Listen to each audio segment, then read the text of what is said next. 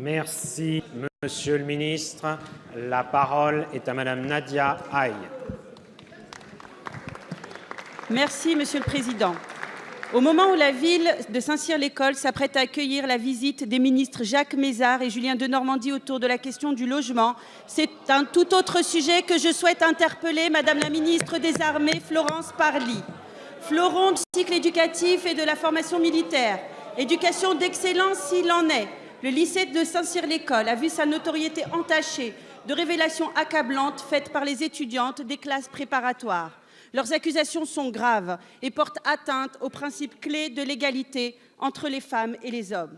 Les témoignages dénoncent des comportements des tradis, ces fraternités de jeunes hommes qui ne peuvent envisager la présence des femmes dans leur rang, qui leur font subir un harcèlement systématique et des humiliations répétées pour la simple et unique raison qu'elles sont femmes dans un parcours qu'ils croient destiné uniquement aux hommes. Comme s'ils ignoraient que nous avions changé de siècle, comme s'ils ignoraient que la France avait résolument tourné le dos aux archaïsmes sexistes.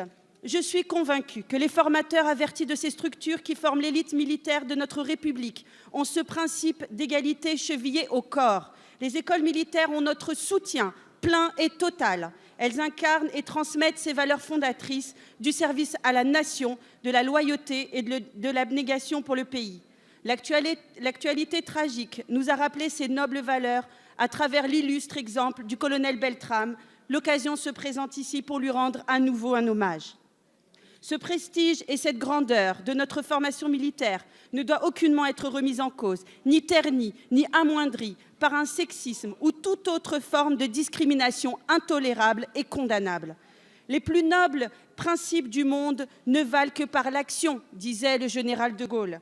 Alors, Madame la Ministre, quelles actions comptez-vous entreprendre pour rendre sa noblesse principe d'égalité au sein des écoles militaires et faire en sorte que les jeunes femmes puissent y faire carrière en toute sécurité? Madame la députée, la parole est à Madame Florence Parly, ministre des Armées.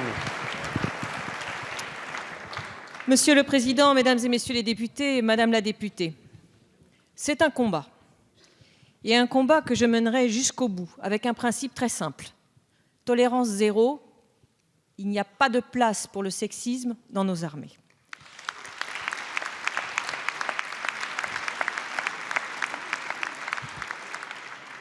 Alors bien sûr, beaucoup a déjà été fait pour lutter contre le sexisme et la misogynie.